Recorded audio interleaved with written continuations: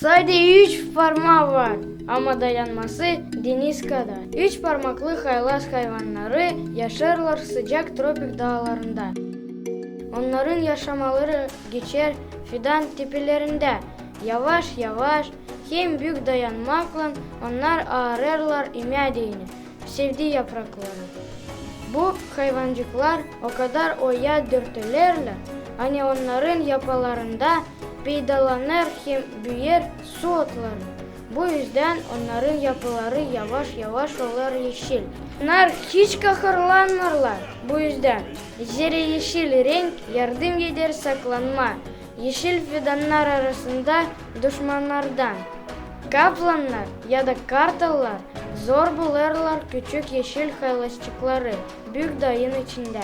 Haylaz hayvancıkları dürtülerler oya da bu yüzden hiç de görünmürler fidanlar arasında. Düşmanları hiç de bulamar onları.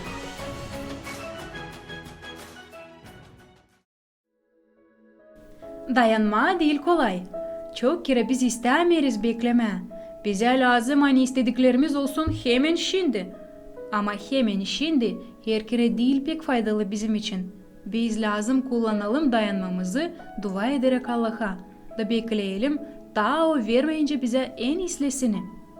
İkide birde pek zor bekleme ama Allah adır. Herlim biz dayanarsak o yardımlayacak bize hem koruyacak fenalıktan hem hatalıktan. Her bir işin var kendi vakıdı da Allah bilir bunu. Ya söyle bana şimdi, niçin haylaz hayvancıkların yapayı olur yeşil?